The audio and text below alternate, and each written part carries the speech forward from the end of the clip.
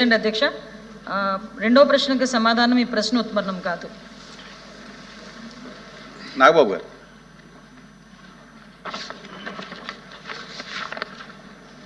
ధన్యవాదాలు అధ్యక్ష.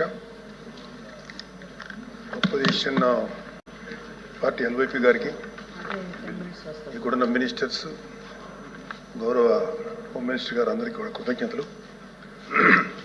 అధ్యక్ష, డిలేడ్ జస్టిస్ ఇవాళ మనకున్న డేటా ప్రకారం భారతదేశంలో 3,30,00,000 కేసులు ఇంకా పెండింగ్లో ఉన్నాయి.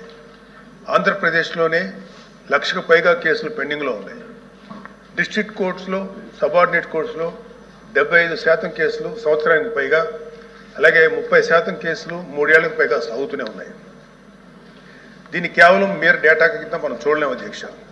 ఎందుకంటే ఏ వ్యక్తి తప్పు చేయకపోయినా అన్యాయంగా కేసులు పెట్టబడి తనకి న్యాయం చేయమని కోర్టు మెట్లు ఎక్కినప్పుడు అతనికి సరైన సమయానికి న్యాయం అందించలేకపోతే అతన్ని మనం విక్టిమైజ్ చేస్తున్నాడు. అందుకే దీని మీద మనం దృష్టి పెట్టాల్సిన అవసరం ఉంది. గుంటూరు జిల్లాలో ఎగ్జాంపుల్ అధ్యక్ష, గుంటూరు జిల్లాలో రోజు కూలీ చేసుకునే ఒక సామాన్యుడు ఒక దొంగతనం కేసులో అరెస్ట్ అయితే తనకి లాయర్ని పెట్టుకునే స్తోమత లేక ఆ కేసులో కోర్టులో 6 సంవత్సరాల పాటు జైల్లో ఉండాల్సి వచ్చింది. చివరికి అతను ఏ తప్పు చేయలేదని కోర్టు తీర్పిచ్చింది. సో ఈ 6 సంవత్సరాలు మనం అతనికి ఎలా కాంపెన్సేట్ చేయగలుగుతాం అధ్యక్ష? దీనికి తోడు పొలిటికల్ వెండెట్టాతో పెట్టే కేసులు, ఇది కేవలం ఒక పార్టీకి కన్ఫైన్ చేయట్లేదు అధ్యక్ష. రాజకీయ కక్షతో మన జ్యుడిషియల్ సిస్టమ్ని అధికారంలో ఉన్న కొంతమంది వాళ్ళ కన్వీనియన్స్ కోసం వాడుకుంటే లాని వెపనైజ్ చేస్తే చాలామంది నిర్దోషులకి వాళ్ళ కెరీర్లో ఒక బ్లాక్ మార్క్గా మిగిలిపోతుంది. ఉద్యోగాలు, ప్రభుత్వ ఉద్యోగాలు అప్లై చేసుకోలేరు.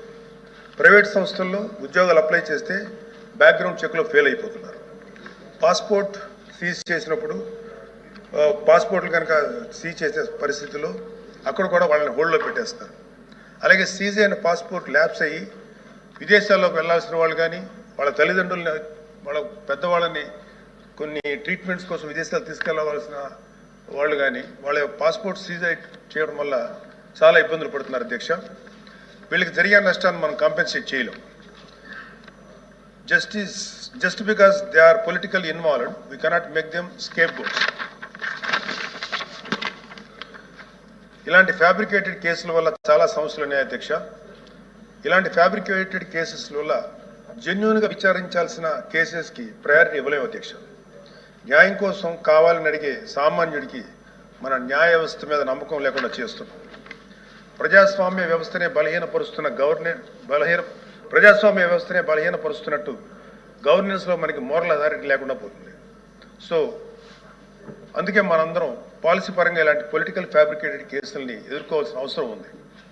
ఇలాంటి తప్పుడు కేసులు పెరుగుతూ పోతున్నప్పుడు మనం చూస్తూ కూర్చుంటే మనం కేవలం అమాయకులు పనిష్ చేస్తున్నట్టే కాదు అధ్యక్ష, మన న్యాయ వ్యవస్థ తాలూకు శాంక్టిటీని కూడా డిస్ట్రాయ్ చేస్తున్నట్టు. So we have to take responsibility as lawmakers, leaders and representatives to ensure that justice not delayed, justice not denied and justice misused.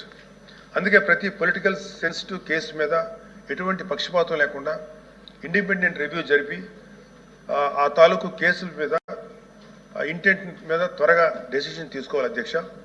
న్యాయ వ్యవస్థ త్వరగా పనిచేయడానికి జ్యుడిషియల్ వేకెన్సీస్ని ఫిల్ చేయడంలోనూ, ఫాస్ట్ ట్రాక్ మెకానిజంని క్రియేట్ చేయడంలోనూ సమగ్ర దృష్టి పెట్టాల్సిన అవసరం ఉంది అధ్యక్ష. ఇవి ఏవి కూడా లగ్జరీస్ కాదు, నెసెసిటీస్ అధ్యక్ష. So what I want to end with a powerful quote by doctor BR Ambedkar. However good a constitution may be, it is sure to turn out bad because those who are called to work it happen to be a bad lot. మన రాజ్యాంగం ఎంత గొప్పదే అయినప్పటికీ దాన్ని అమలు చేసే నాయకులు సరిగ్గా లేకపోతే గొప్ప రాజ్యాంగాన్ని విలువ లేకుండా పోతుంది అధ్యక్ష. Let us not be that bad lot. Let us be the generation of lawmakers who stood up and made justice. Not just a word inscribed in our constitution, but a living reality for every citizen of Andhra Pradesh అధ్యక్ష. Thank you very much.